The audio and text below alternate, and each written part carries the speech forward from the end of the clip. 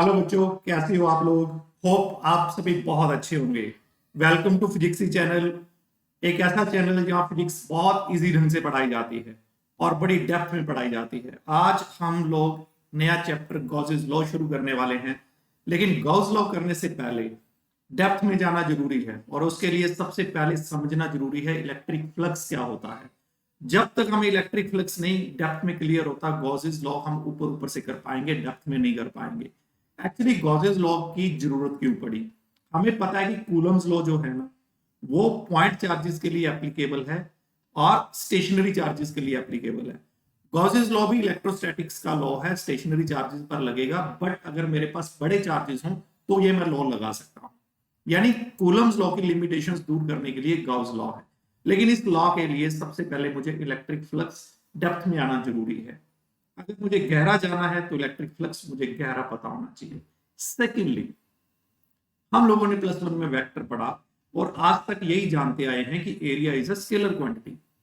हम इस चैप्टर में देखेंगे, इस आर्टिकल में आज देखेंगे कि एरिया को अगर हम वेक्टर लेकर और स्पेसिफाइड डायरेक्शन दे दें तो कूलम्स लॉ से जो प्रॉब्लम सॉल्व नहीं हो पाई वो गॉसेस लॉ से आराम से सॉल्व हो जाएंगी। तो की फैक्टर इज आपको एरिया वेक्टर के बारे में भी नॉलेज होना जरूरी है। क्यों एरिया वेक्टर की जरूरत पड़ी, क्यों एरिया वेक्टर की जो डायरेक्शन हम लेते हैं उसके पीछे का रीजन क्या है, और एरिया वेक्टर की इंपॉर्टेंस क्या है, और फ्लक्स कैसे कंट्रीब्यूट करेगा to calculate the electric field. ये सारी चीजें इस पूरे चैप्टर की डेप्थ हैं। तो आज हम इस सुंदर से आर्टिकल को स्टार्ट करने वाले हैं। आप बहुत मजा करने वाले हो। आज पूरा लेक्चर लगाने के बाद आपको फील होगा यार इलेक्ट्रिक फ्लक्स समझ ही आ जाया है कि होता क्या है। Let's start. हम पूरी डेप्थ में जाएंगे। तो सबसे पहले हम ये देखते हैं, वाटर का केस देखते हैं ताकि हम बातों को समझ सकें।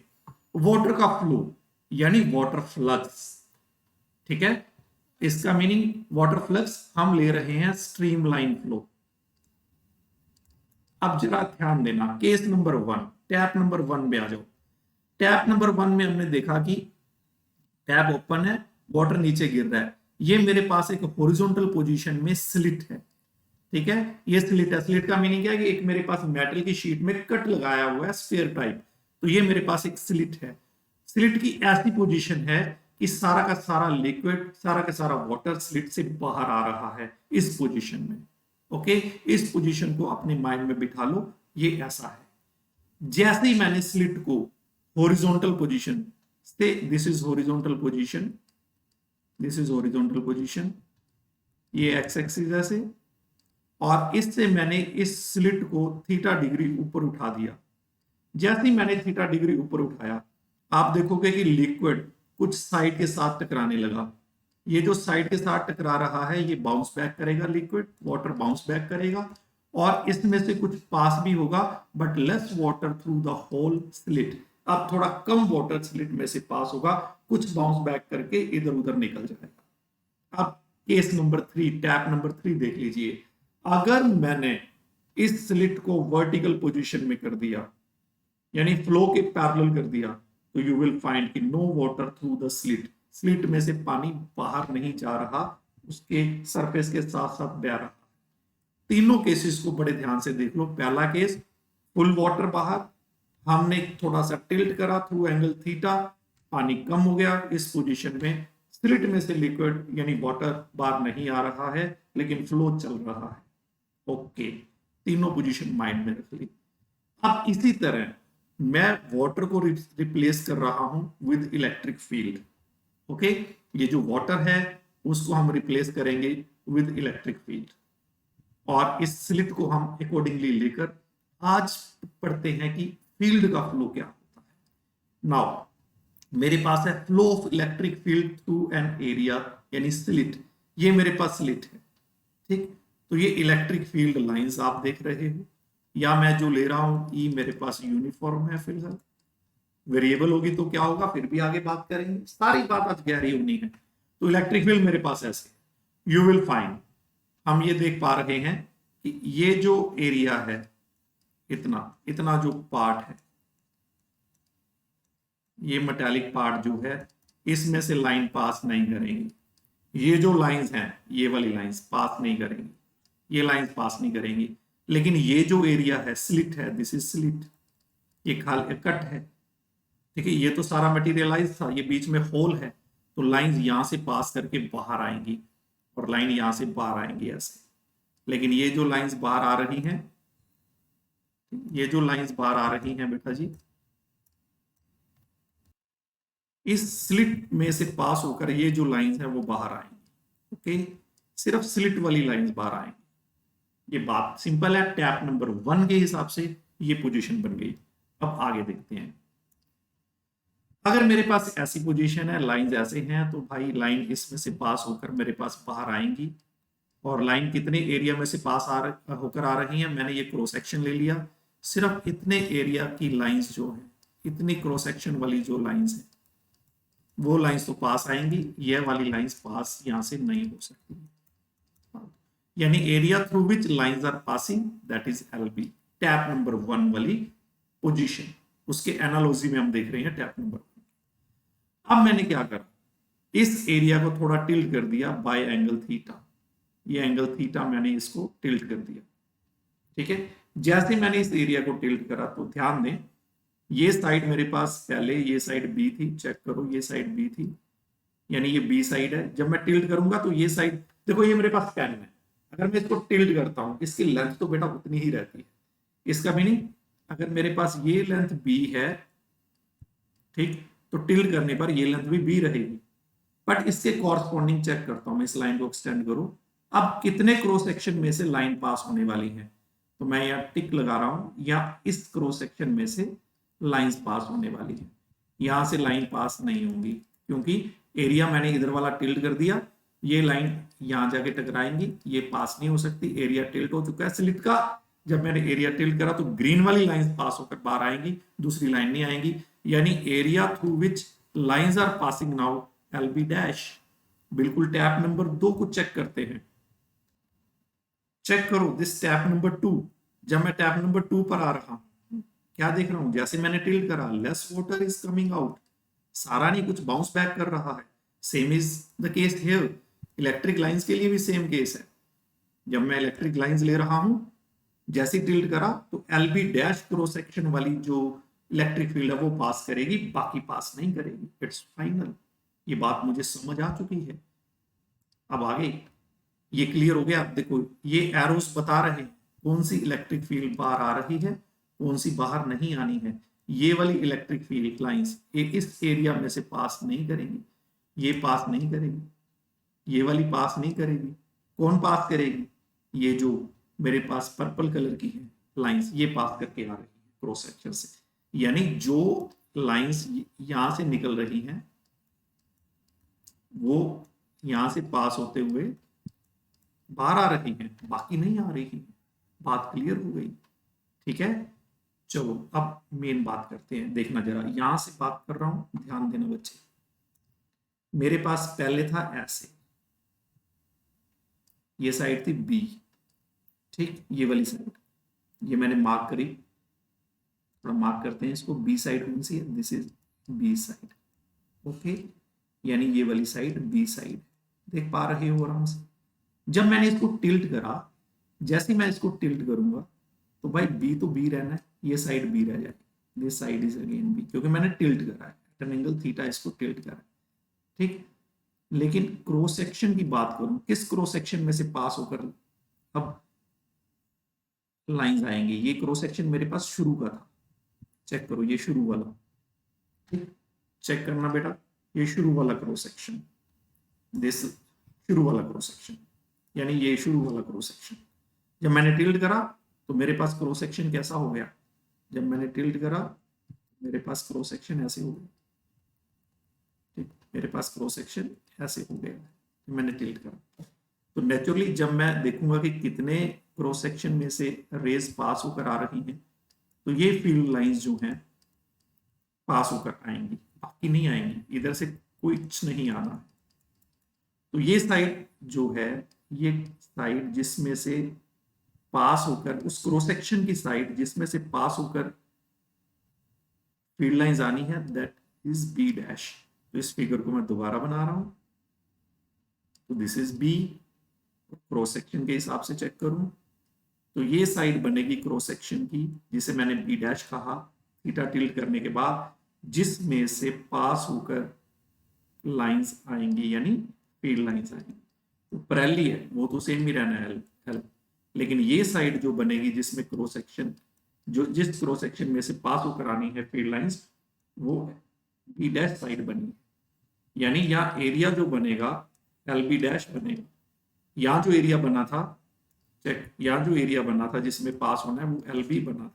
यही बात हमने पीछे डिस्कस करी है। एरिया टिल्ट करने के बाद जिस क्रॉस सेक्शन में से पास होनी है that is L B dash, और बिफोर टिल्टिंग ये वाला केस, एरिया जिसमें से लाइंस पास होनी है, क्रॉस सेक्शन जो ये लाइंस के साथ रिप्रेजेंट कर रहा है that is L B. Okay, ये बात अब हमें क्लियर हो गई है।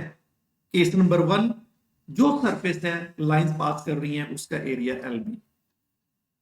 टिल्ट करने के बाद क्रॉस सेक्शन एक सरफेस जिसमें से लाइंस पास कर रही हैं that is L B dash. ये बात मुझे क्लियर हो जाने के बाद मेरे पास ये केस बना है बेटा जी। देखो, ये केस नंबर 1, ये केस नंबर 2। अब बात क्लियर हो गई है। केस नंबर 1 मेरे पास ये शुरुआती केस था जब मेरे पास क्रॉस सेक्शन ऐसा था। पहले मैं इसको डिस्कस करता हूं सॉरी बेटा, पहले मैं इसको डिस्कस करता हूं। देखो, फील्ड लाइंस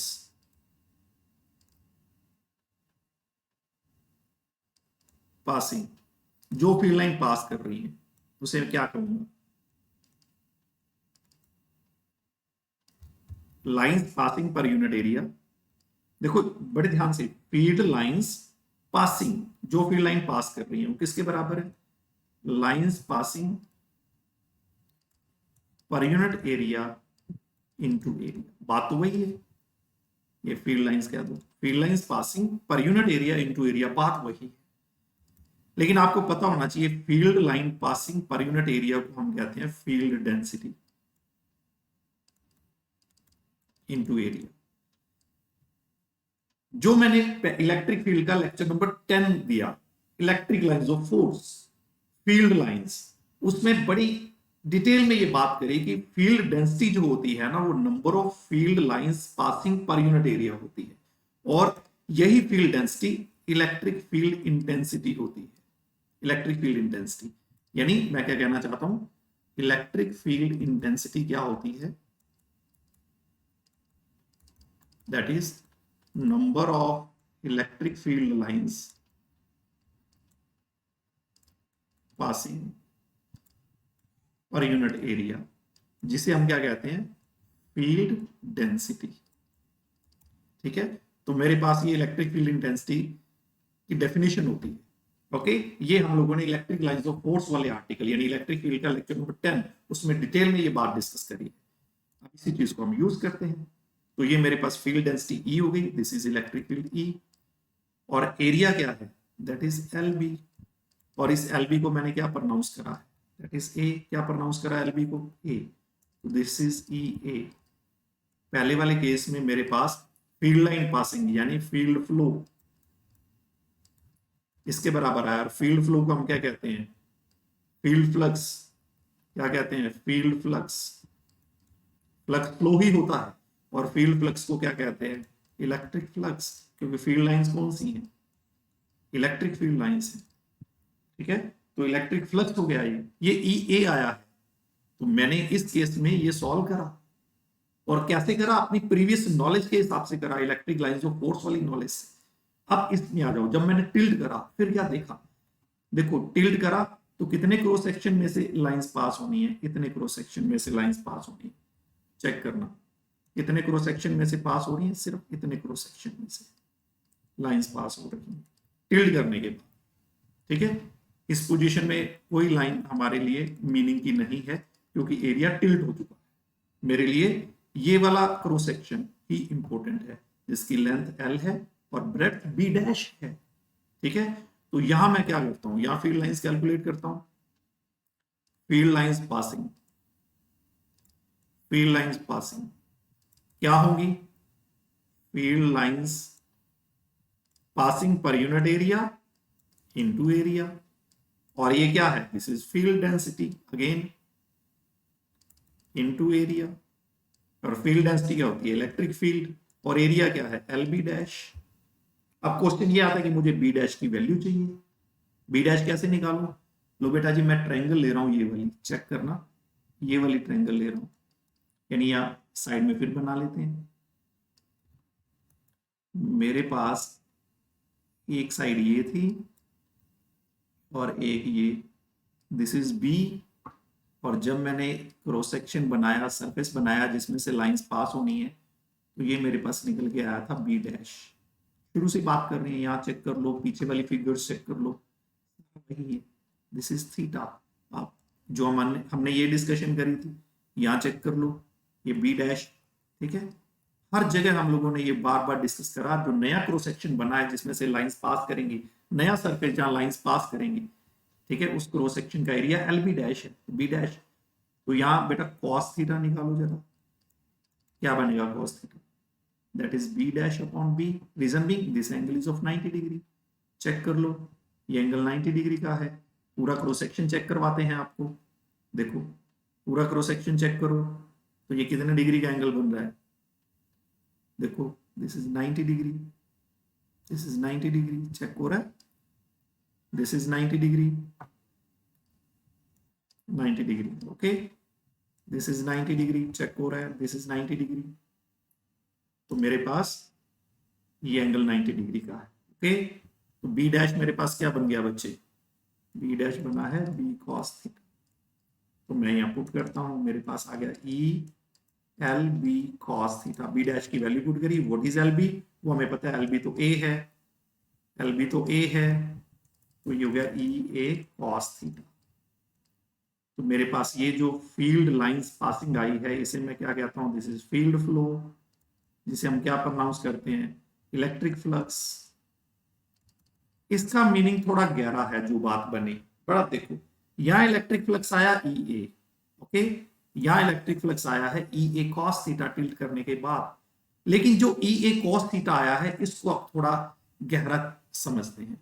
देखो मेरे पास क्या आया, मेरे पास आया बेटा इलेक्ट्रिक फ्लक्स आया ई ए कॉस थीटा। अब जिन बच्चों को अच्छी तरह याद है कि डॉट प्रोडक्ट क्या होती है, ठीक है, ए डॉट बी क्या होता है, दैट इज ए का मैग्नीट्यूड, बी का magnitude, cosine of angle between them, यानी ये थीटा क्या होता है, ए और बी वेक्टर के बीच का एंगल, यानी ए और बी वेक्टर के बीच का एंगल, ओके। मेरे पास बना है ई ए कॉस थीटा, ये तो मुझे पता है इट इज वेक्टर क्वांटिटी, ये तो पता है वेक्टर क्वांटिटी है, कहानी तो मिलती जुलती है, ठीक है, ये वेक्टर क्वांटिटी है।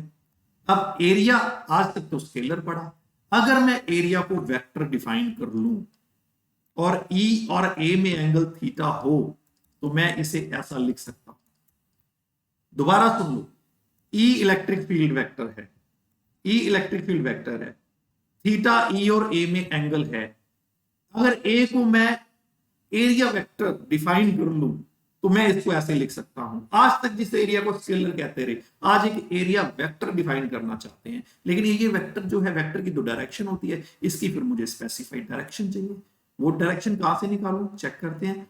मेरे पास ये कॉस थीटा वाला केस क्या था, एक मेरे पास इधर था बी, और बच्चे इधर था मेरे पास, याद करो ये एंगल 90, इतना था मेरे पास बी डैश, और ये था थीटा, ओके।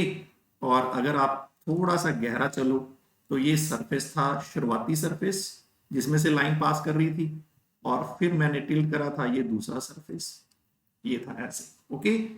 अब देखना भाई, इस सरफेस का कोई एरिया है, वही एरिया तो मैंने लिया है ए, जिस क्रॉस सेक्शन में से पास होकर आई लाइट, सॉरी इलेक्ट्रिक फील्ड, वो मैंने एरिया एल बी डैश का, वहां से मैंने ए लिया, ए ये सारा एरिया है जिसको टिल्ट करा, यानी इसका भी एरिया एक्चुअली तो ए ही है, जो टिल्ट हुआ सारा पड़ा है, सारा का सारा एरिया तो ए ही है, लेकिन क्रॉस सेक्शन जिसमें से ये पास होकर आ रहा है वो कम है, चलो मुझे तो ए लेना है, ए इस सारे का एरिया है।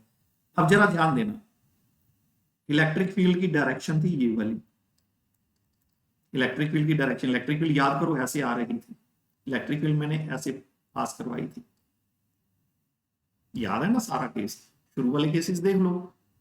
चलो देखो ये केस, इलेक्ट्रिक फील्ड कैसे आ रही है, हॉरिजॉन्टली आ रही है, ये मैंने टिल्ट करा, ये सारा वही केस है।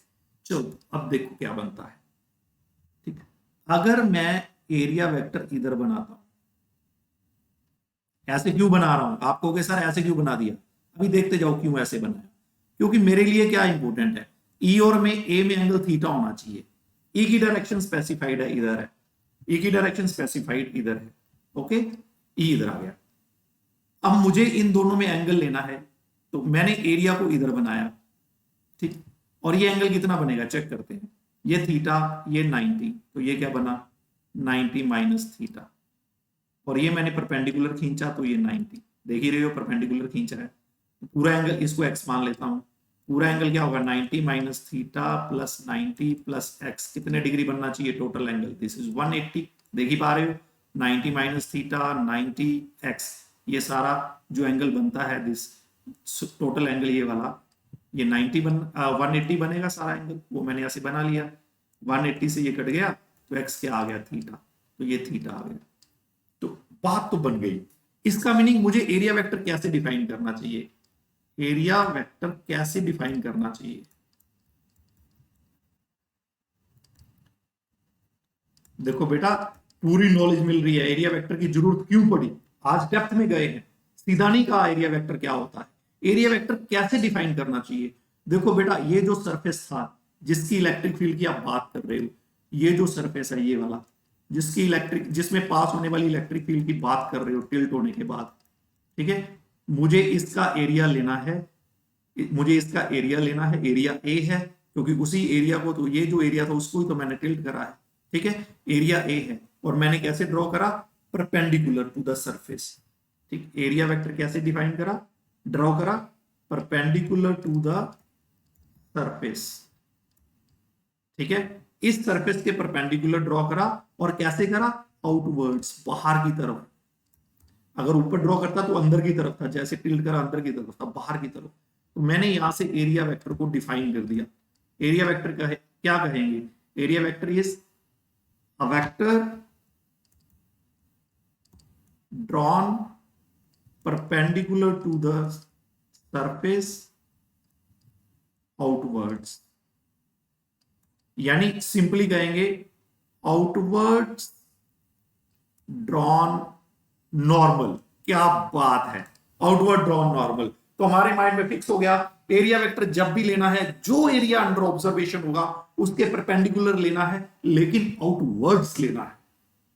I am repeating the things, जो एरिया अंडर ऑब्जर्वेशन है, मेरे पास ये वाला एरिया अंडर ऑब्जर्वेशन है, चेक करो, this area is under observation, मैं जिसकी बात कर, मैंने इसके परपेंडिकुलर इसका एरिया वेक्टर ड्रॉ करा, लेकिन कैसे, outward drawn normal, this is under consideration, उसके परपेंडिकुलर आउटवर्ड्स, तो इस तरह हम एरिया वेक्टर को डिफाइन करते हैं, a vector drawn perpendicular to the given surface, या surface under observation outwards perpendicularly, ठीक है, outward drawn normal, very good, define हो गया बड़े अच्छे ढंग से, ओके।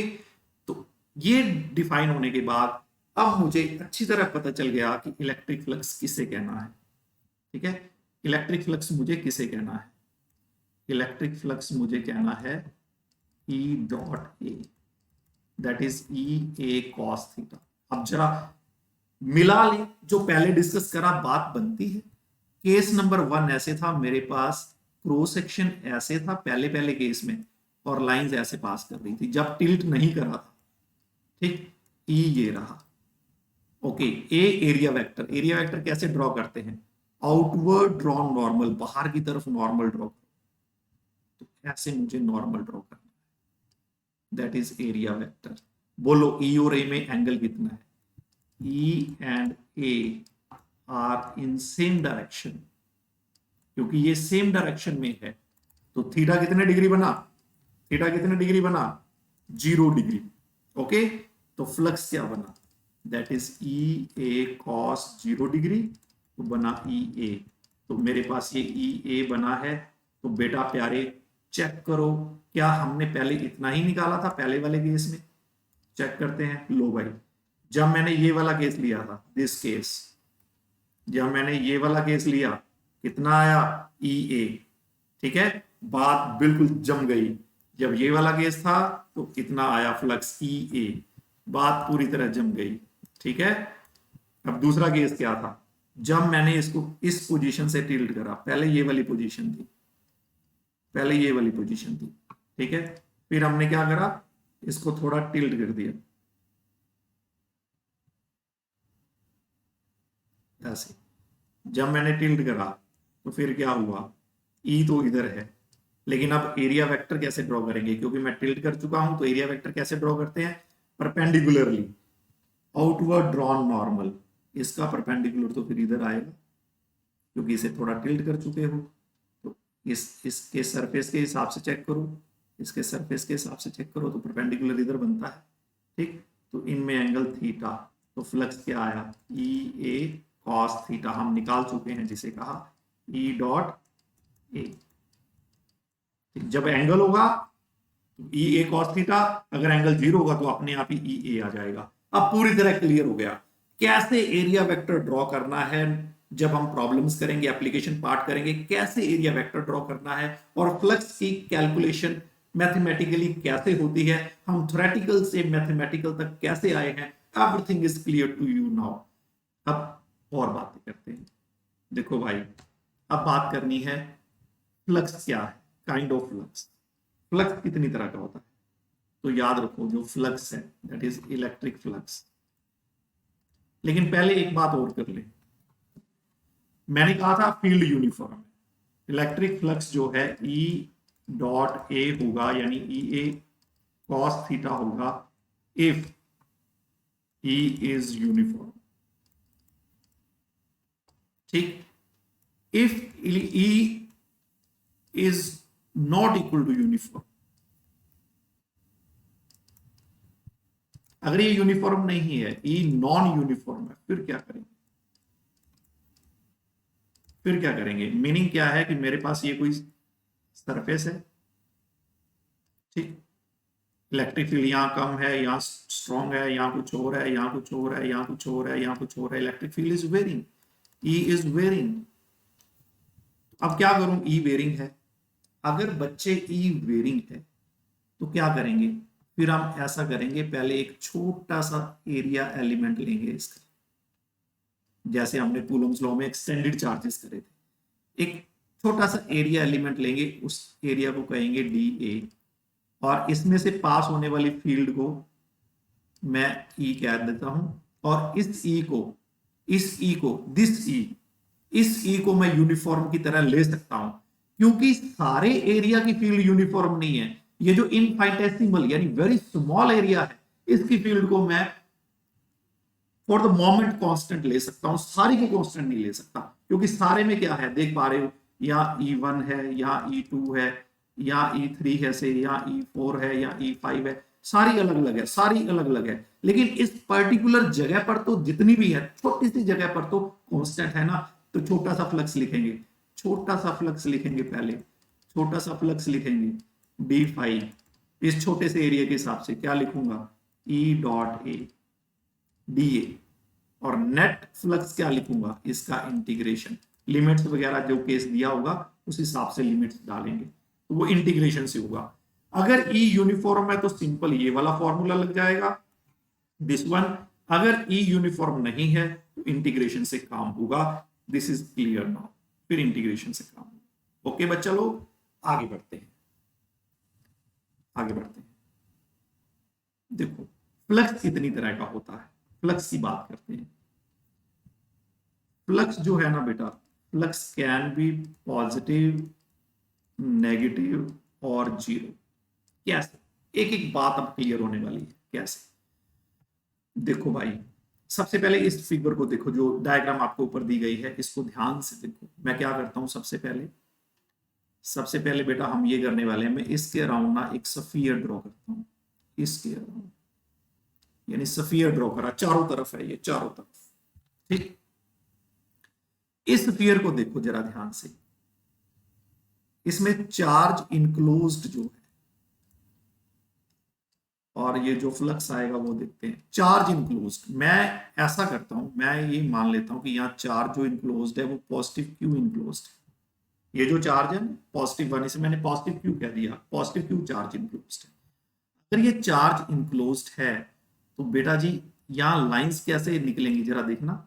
पॉजिटिव चार्ज से लाइंस बाहर आती है, पॉजिटिव से लाइंस बाहर आती हैं। तो ये सारी लाइंस आप देख ही पा रहे हो, बाहर आ रही हैं लाइंस। ठीक है, इसका मीनिंग जब किसी सरफेस से लाइंस इमर्ज हो रही हो, बाहर आ रही हो, अंदर कौन सा चार्ज इनक्लोज्ड है? पॉजिटिव। ठीक है, चार्ज इनक्लोज पॉजिटिव, तो फ्लक्स भी होगा पॉजिटिव, और इसका मीनिंग होगा जो फील्ड लाइंस है, field lines are coming out. जब भी किसी सरफेस, किसी एरिया में से, किसी क्लोज्ड फिगर में से, किसी सरफेस में से लाइंस बाहर आएंगी, जब भी लाइंस बाहर आएंगी किसी सरफेस में से, तो उसका फ्लक्स पॉजिटिव लेना है, क्योंकि उसके अंदर चार्ज कौन सा बैठा है? पॉजिटिव चार्ज बैठा है। पॉजिटिव चार्ज है तभी लाइंस बाहर आ रही हैं। तो एक माइंड में फिट कर लो, when lines are coming out from the area, तो फ्लक्स हमेशा पॉजिटिव होगा। चलो अब सेकंड केस देखते हैं। मैं यहां ड्रॉ करता हूं एक स्फीयर। आपने सरफेस लेना है, कहीं कैसा भी सरफेस बन सकता है। मैंने इस केस में क्योंकि पॉइंट चार्ज हैं ये, तो मैंने स्फीयर ले लिए। तो यहां से अगर बेटा आप ध्यान दो, तो क्योंकि ये नेगेटिव है तो मैं इसको प्रोनाउंस कर देता हूं, इट इज नेगेटिव क्यू। तो आप थोड़ा ध्यान देंगे, नेगेटिव है तो लाइंस भी देख रहे हो, लाइंस आपके सामने है, फील्ड लाइंस ऐसे अंदर आ रही हैं। फील्ड लाइंस आपको पता है नेगेटिव चार्ज की टुवर्ड्स जाती हैं, तो आप देख पा रहे हो सारी लाइंस ऐसे इसको अंदर की तरफ जा रही हैं, पेनिट्रेट कर रही हैं, अंदर जा रही हैं। इसका मीनिंग अगर चार्ज इनक्लोज नेगेटिव है तो फ्लक्स जो है वो नेगेटिव लिया जाएगा। यहां हमने पॉजिटिव लिया, ठीक, वहां नेगेटिव लिया जाएगा। इसका मीनिंग क्या है? Field lines are entering the area, area को एंटर कर रही है। जब भी फील्ड लाइंस एरिया को एंटर करेंगी तो फ्लक्स हमेशा क्या लेना है? नेगेटिव लेना है। एक ये बात होगी। एक एरिया हम और डिजाइन करते हैं, देखो क्या है। मान लो मैं ये एक एरिया लेता हूं, ये वाला एरिया। इस एरिया को ध्यान से देखो, इसमें कोई चार्ज नहीं है या नो चार्ज, देख रहे हो। मैंने एक एरिया लिया ऐसा जिसमें कोई चार्ज नहीं है, यहां अलग से बना लेते हैं। यहां क्या हो रहा है? कुछ लाइंस एंटर कर रही हैं, ठीक है, लाइंस एंटर कर रही हैं और बाहर आ रही हैं, लाइंस एंटर कर रही हैं और बाहर आ रही हैं, लाइंस एंटरिंग, लाइंस बाहर आ रही हैं, लाइंस एंटरिंग, लाइंस बाहर आ रही हैं। ये हमने कुछ देखा, इसमें कुछ ऐसा हो रहा है, लाइंस एंटर कर रही हैं और बाहर कर रही हैं। ठीक है, इफ देखो जब भी कोई सरफेस होगा जितनी लाइंस एंटर करेंगी उतनी बाहर आनी है। ठीक है, तो क्या है? Number of lines entering is equal to number of lines leaving. ठीक है, नो चार्ज इनक्लोज्ड, कोई चार्ज इनक्लोज नहीं, जितनी लाइंस एंटर कर रही है उतनी बाहर आ रही है। लाइन एंटर करती है तो फ्लक्स क्या होता है? पॉजिटिव। लाइन बाहर आती है, सॉरी जब लाइंस, सॉरी बेटा, जब लाइंस एंटर करती है तो फ्लक्स होता है नेगेटिव, जब लाइंस बाहर आती है तो फ्लक्स होता है पॉजिटिव। जितनी लाइंस एंटर कर रही है उतना नेगेटिव, जितनी लाइंस बाहर आ रही है उतना पॉजिटिव, बराबर है दोनों। इसका मीनिंग पॉजिटिव फ्लक्स और नेगेटिव फ्लक्स बराबर हैं, और हमें पता है फ्लक्स नेट क्या होगा? Flux is scalar quantity. क्यों स्केलर भाई? जितना ये पॉजिटिव उतना ये नेगेटिव, तो आंसर 0 आएगा। फ्लक्स क्यों स्केलर है? क्योंकि फ्लक्स को कैसे डिफाइन करा अभी? E dot A, dot product हमेशा स्केलर होती है। ठीक है, तो ये सिंपल सम करना है, जैसे चार्ज का सम होता है। अगर किसी सरफेस में कोई चार्ज नहीं है, जितनी लाइन एंटर करेंगी उतनी बाहर आएंगी, तो फ्लक्स कितना बनेगा? 0 बनेगा। इसका मीनिंग चार्ज इनक्लोज्ड 0, तो फ्लक्स भी कितना बना? 0। एक मजे की बात और, एक एरिया और लेते हैं बात को अच्छी तरह समझने के लिए। चलो एक एरिया और प्रोनाउंस करते हैं। देखो भाई, मैं अगर ये एरिया लेता हूं, सारा बड़े वाला एरिया, चेक करना। इस एरिया में पॉजिटिव क्यू है, नेगेटिव क्यू है। मैंने क्या करा? एक बड़ा सारा एरिया लिया, पॉजिटिव क्यू भी है, नेगेटिव क्यू भी है। बताओ जरा क्यू नेट क्या बना? जितना पॉजिटिव लिया उतना नेगेटिव लिया तो 0। चार्ज इनक्लोज्ड जीरो, कोई चार्ज इनक्लोज नहीं है, क्यों नेट अंदर जीरो है, तो फ्लक्स क्या होगा, जीरो। अगर किसी एक क्लोज्ड सरफेस में डाइपोल ले लो, ये डाइपोल ही तो है, जितना पॉजिटिव उतना नेगेटिव, डाइपोल में ऐसे ही होता है, पॉजिटिव क्यू और नेगेटिव क्यू। अगर मैं क्लोज सरफेस में ले लूं तो नेट क्यू, नेट क्या बनेगा, जीरो बनेगा, तो फ्लक्स क्या बना, जीरो बना। कितना बढ़िया इस डायग्राम से मुझे नॉलेज मिल रही है। और एनहांस करते हैं नॉलेज, नॉलेज को और एनहांस करते हैं। सी दिस फिगर, ठीक, मैंने कुछ एरिया सेलेक्ट करे हैं, area number 1, area number 2, area number 3। यहाँ कोई चार्ज नजर नहीं आ रहा, लाइंस आ रही हैं, लाइंस जा रही हैं, आप देख पा रहे हो। यहाँ जो है लाइंस एंटर कर रही हैं, ठीक है, और यहां से लाइंस बाहर आ रही हैं, लाइंस एंटरिंग, तो lines entering, lines living. Okay, मैंने 3 एरिया सेलेक्ट करे, चलो जो एरिया सेलेक्ट करे हैं उनको स्टडी करते हैं। एरिया नंबर 1 देखो, इस तरफ है ये एरिया, ये एरिया इस तरफ है। अगर मैं इसका एरिया वेक्टर ड्रॉ करूं तो बच्चे मेरे पास एरिया वेक्टर इधर बनता है। इसका एरिया वेक्टर क्या होता है, आउटवर्ड ड्रॉन नॉर्मल। तो मैंने बाहर की तरफ ये नॉर्मल ड्रॉ कर दिया, this is area vector. Okay, अब इलेक्ट्रिक फील्ड अगर चेक करूं किधर है, तो बच्चे प्यारे इलेक्ट्रिक फील्ड देख ही रहे हो, इधर जा रही है, ठीक है।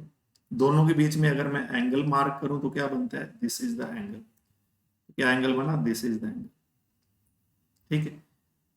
इन एरिया 1, एरिया नंबर 1, ठीक है, angle between E and theta क्या है, angle between E and A, sorry, क्या है, थीटा। वो कौन सा एंगल है, एब्ट्यूज।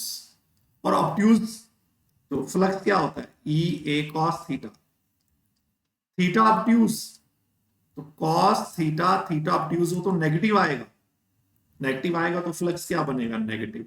इसका मीनिंग जब लाइन एंटर करेंगी तो ई और ए में एंगल हमेशा ऑब्ट्यूज बनेगा, तो theta is greater than 90 degree, obtuse बनेगा, ग्रेटर देन 90 बनेगा, सेकंड क्वाड्रेंट आ गया, कॉस थीटा नेगेटिव हो जाएगा, सेकंड क्वाड्रेंट में कॉस नेगेटिव होता है तो फ्लक्स नेगेटिव आएगा।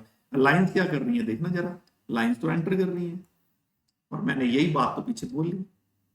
देखो क्या लिखा, if lines are entering the area flux is negative, देख पा रहे हो, lines are entering the area flux is negative. बात क्लियर, थोड़ा दूसरे ढंग से हमने देखा और बात को हमने देख लिया, इसमें कोई चार्ज नहीं है पूरे सरफेस एरिया में, ठीक है, और हमने देखा फ्लक्स नेगेटिव बन गया क्योंकि लाइंस आर एंटरिंग। चलो अब एरिया नंबर 2 में देखते हैं, इन एरिया सेकंड, एरिया सेकंड में चलते हैं। एरिया नंबर सेकंड देखो, this is the area second, sorry area second ये वाला है, एरिया सेकंड ये वाला है, सॉरी एरिया सेकंड देखो ये वाला, फील्ड लाइंस इधर है, ठीक, एरिया वेक्टर ड्रॉ करो, where is area vector, surface ऐसा है तो area vector outward drawn normal, ऐसे एंगल कितना बना, 90 डिग्री। इन एरिया सेकंड क्या देख पा रहा हूं, angle between E and theta, E and A, sorry, क्या बना, 90 डिग्री, तो फ्लक्स क्या बना, E A cos 90 degree, zero, ठीक है। ये वैसी बात होगी ना जैसे टैप नंबर 3 वाला केस था, टैप नंबर 3 वाला केस, जिधर फ्लो उधर ही एरिया, देखो जिधर फ्लो उधर ही एरिया, ये तो एरिया वेक्टर है, दिस इज एरिया वेक्टर, मैं सरफेस की बात कर रहा हूं, this is the surface, area vector outward draw normal होता है, सरफेस और इलेक्ट्रिक फील्ड पैरेलल है। देखो ये जो सरफेस है, दिस सरफेस, यानी this surface and area electric field parallel, तो एरिया वेक्टर अपने आप ही 90 डिग्री पर हो गया, area vector outward drawn normal होता है, तो ये टैप नंबर 3 वाला केस हो गया, फ्लक्स जीरो। और वहां भी देखो वाटर जो है वो स्लिट में से पास होकर नहीं जा रहा था, बिल्कुल एनालॉजी में हम सारी बात डिस्कस कर रहे हैं। चलो come to the area number 3, in area number 3 number area में आ जाओ, this is area number 3, check करो lines are coming out, lines बाहर आ रही हैं। चलो इस एरिया की बात करते हैं भाई, ठीक, ये वाला ये सारा एरिया है, ठीक है, ये वाला एरिया है मेरे पास, ओके। तो इस एरिया को मैं एक लाइन बना लेता हूं, तो फिर यहां से इसका परपेंडिकुलर ड्रॉ करते हैं, आउटवर्ड ड्रॉ नॉर्मल, ये बना इसका आउटवर्ड ड्रॉ नॉर्मल, ठीक बच्चा। तो ये हो गया एरिया वेक्टर, और इलेक्ट्रिक फील्ड मेरे पास किधर है, horizontal, this is the electric field, देख पा रहे। तो जो एंगल बना है, what is the angle between the two, this is the angle, angle बना एक्यूट। तो मेरे पास इन एरिया 3 क्या बना, angle between E and A is theta, जो कि है एक्यूट। तो कॉस थीटा क्या आएगा, पॉजिटिव। तो फ्लक्स क्या बना, E A cos theta positive.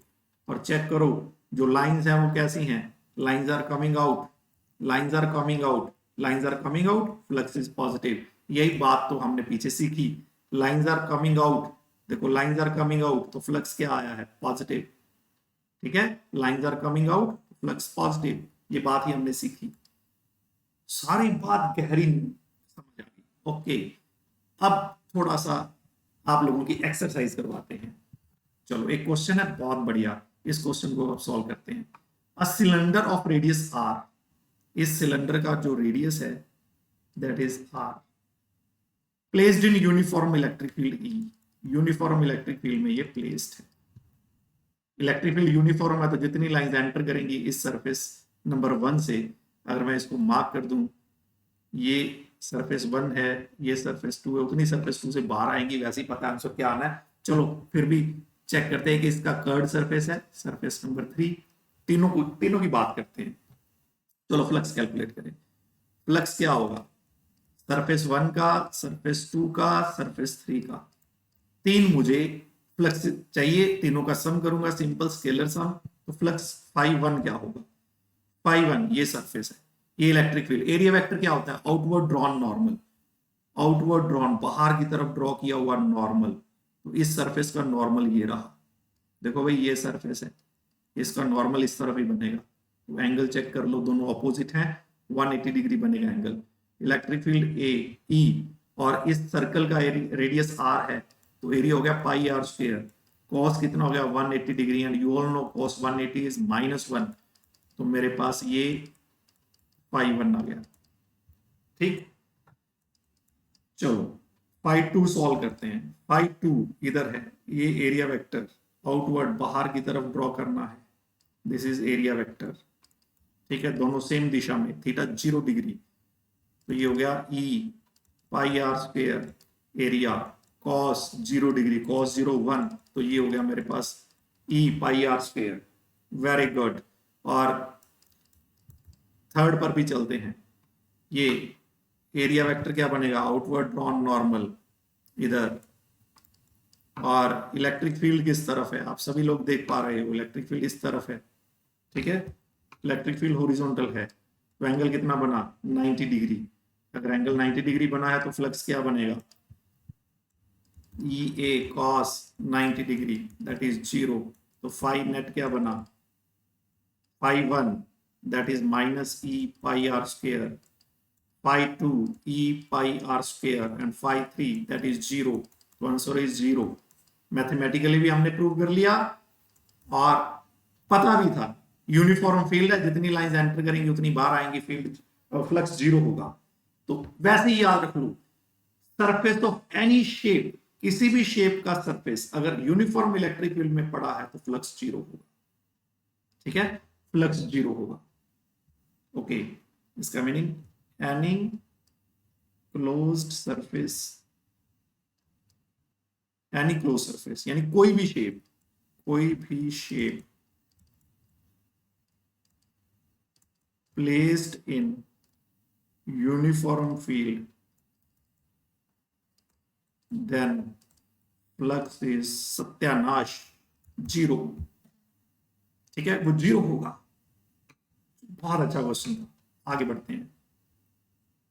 अब मेरे पास एक क्वेश्चन है, क्वेश्चन क्या है, देखो भाई क्वेश्चन ये है, consider a uniform electric field this much I cap, यानी एक्स एक्सिस के अलोंग।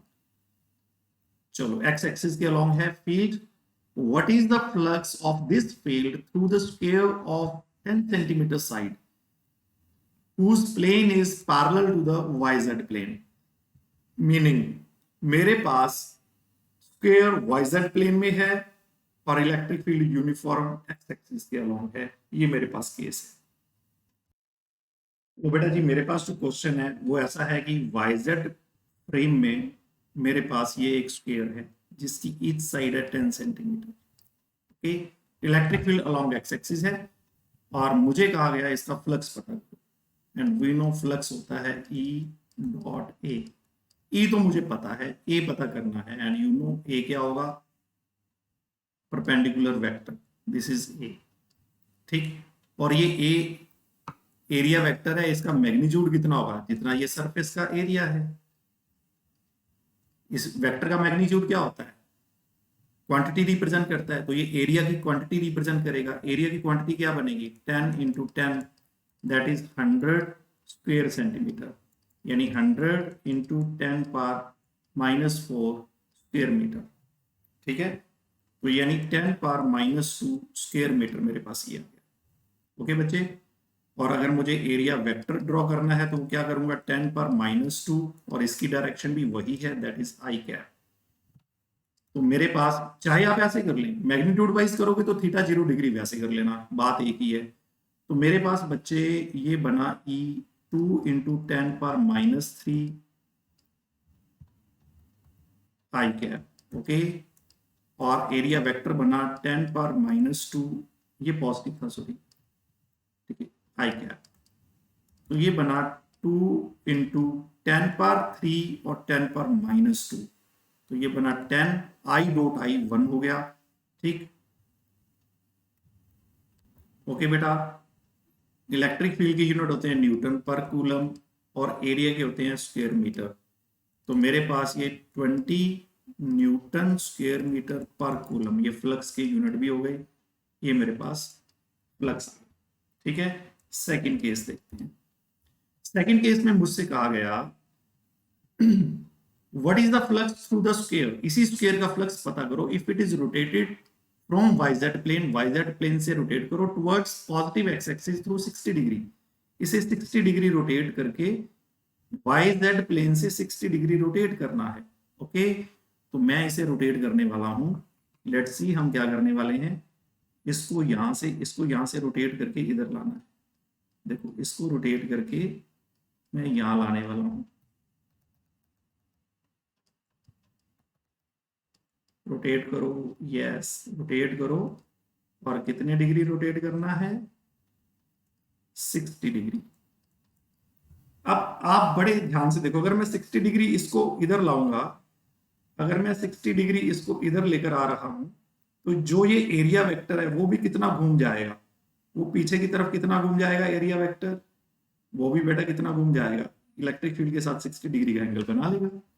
देखो मेरे पास ये पेज है, ठीक, ऐसे पड़ा है, ये एरिया वेक्टर, अगर पेज को 60 डिग्री घुमाऊंगा तो एरिया वेक्टर साथ ही घूमेगा।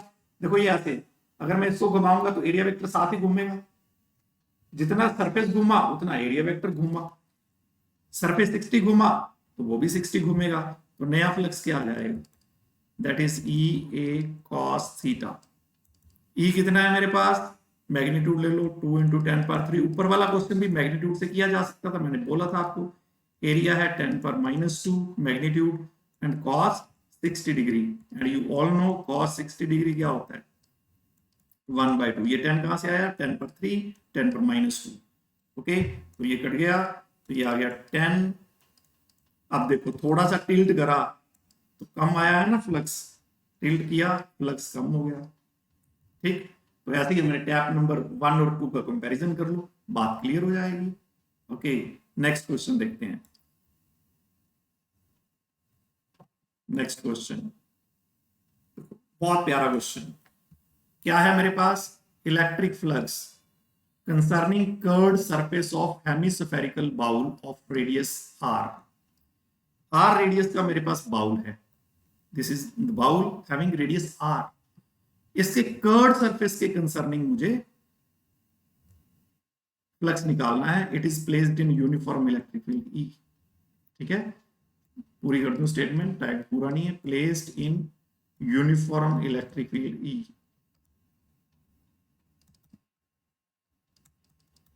यूनिफॉर्म इलेक्ट्रिक फील्ड में रखा है इसको।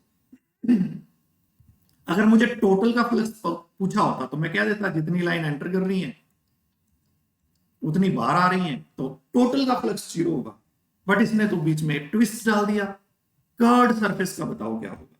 इसने ट्विस्ट डाल दिया, क्या ट्विस्ट डाला, कर्ड सरफेस का, ओनली कर्ड सरफेस का बताओ क्या बनेगा। तो मुझे पता है फाई नेट क्या होना है, फाई नेट क्या है, phi circular part plus phi curved part, और इसको मैं जीरो कहने वाला हूं। इसको क्यों जीरो कहने वाला हूं भाई, बोलो क्यों कहने वाला हूं जीरो, क्योंकि जितनी लाइंस एंटर कर रही हैं उतनी लाइंस बाहर आ रही हैं, उतनी लाइंस बाहर आ रही हैं। ओके, तो फ्लक्स जीरो होने वाला है, ये बात क्लियर है। अभी अभी पीछे बताया, जब भी हम कोई सी सरफेस को यूनिफॉर्म फील्ड में रखते हैं, जितनी लाइंस एंटर करेंगी उतनी बाहर आएंगी, तो फ्लक्स जीरो बनने वाला है। मुझे कर्ड पार्ट का चाहिए, तो कर्ड पार्ट का क्या बनेगा, negative of circular part. Radius इसका आर है, एवरीबॉडी नोज, क्योंकि गिवन है रेडियस आर है।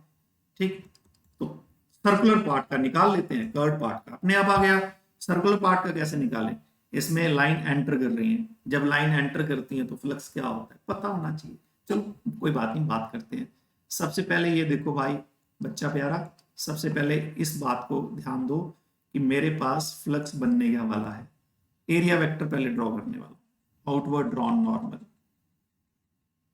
आउटवर्ड ड्रॉन नॉर्मल, ठीक है, this is area vector, this is area vector, और इलेक्ट्रिक फील्ड इधर, एंगल पता चल रहा है 180 डिग्री है। ओके बच्चे, तो क्या लिखूंगा, इलेक्ट्रिक फील्ड ई ए मुझे पता है क्या लेना है, बताता हूं अभी, कॉस 180 डिग्री। ओके, तो ये ए क्या लेना है, that is pi R square, क्योंकि सर्कल है। Cos 180 minus 1, minus minus plus हो जाएगा, दिस इज द आंसर। तो ये हो गया कर्ड पार्ट का। ये क्वेश्चन पता है क्यों बना, बच्चे सिर्फ इतना देखते हैं, ओए ओए लाइन एंटर कर रही, लाइन बाहर आ गई, जीरो। भाई उसने पूरे का नहीं पूछा, पूरे का तो जीरो ही होगा, उसने तो बच्चे कर्ड पार्ट का पूछ लिया, इसलिए कर्ड पार्ट का ये आंसर बनने वाला है। ओके, नेक्स्ट क्वेश्चन देखते हैं। ये देखो क्या है, electric flux concerning curved part of half cylinder. Same question, half cylinder के कर्ड पार्ट का। तो वैसे तो पता है जितनी लाइंस एंटर कर रही हैं उतनी बाहर आ रही हैं, तो फील्ड तो जीरो, सॉरी फ्लक्स तो जीरो होने वाला है। फिर सेम नेट फ्लक्स क्या होगा, ठीक, curved part plus rectangular part is zero. तो मुझे क्या करना है, कर्ड पार्ट का चाहिए, तो क्या बनेगा, रेक्टेंगुलर पार्ट। तो रेक्टेंगुलर पार्ट का क्या करें भाई, एरिया वेक्टर बनाते हैं, वो एरिया वेक्टर बाहर की तरफ बनेगा। ठीक है, तो इलेक्ट्रिक फील्ड अंदर जा रही है, तो क्या बनेगा, that is E A cos 180 degree.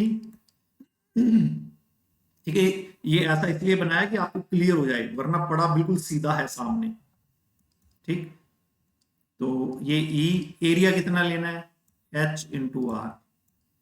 ठीक है बच्चे, ये माइनस वन आंसर आ गया ई एच।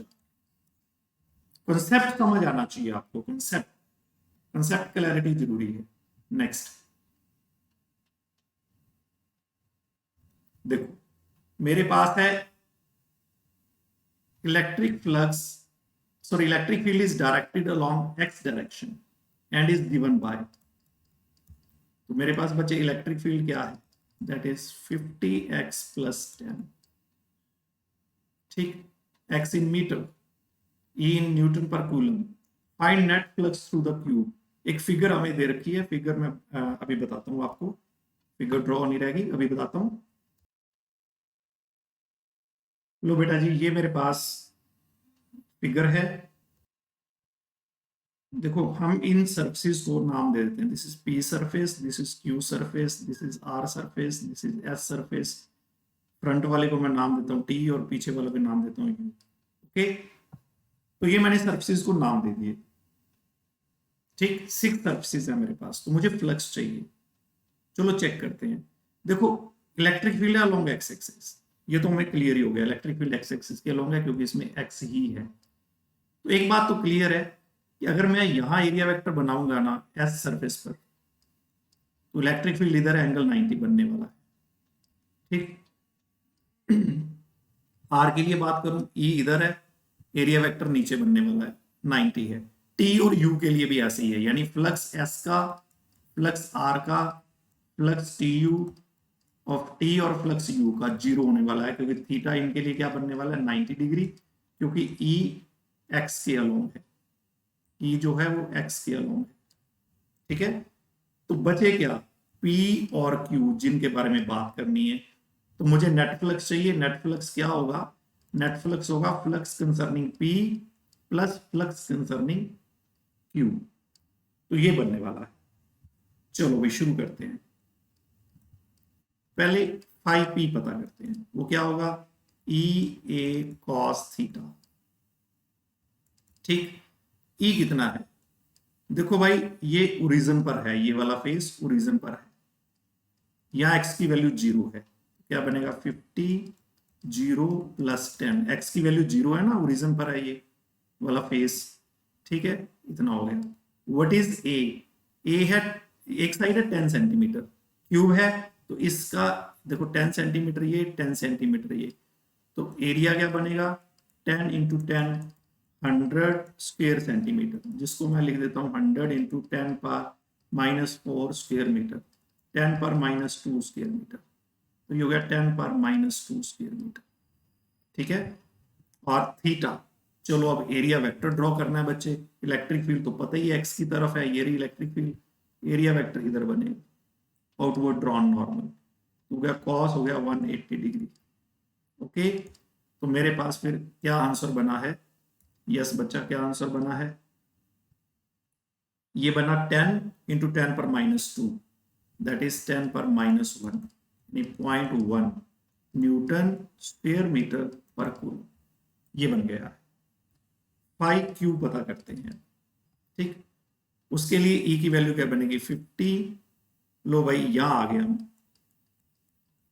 कितना आगे 10 सेंटीमीटर आगे, 10 सेंटीमीटर मीनिंग 0.1 प्लस 10। ठीक, और मेरे पास ए कितना है 10 पर -2, वो तो वही है, और एरिया वेक्टर ड्रॉ करें।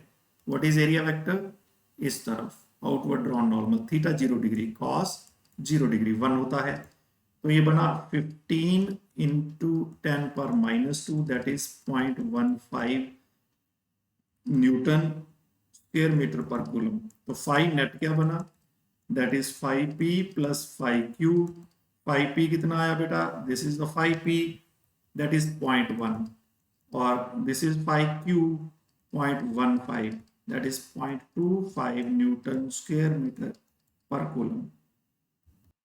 एक मिस्टेक, छोटी सी मिस्टेक, cos 180 -1 होता है, तो मुझे यहाँ -1 लेना था, ये -1 आना था।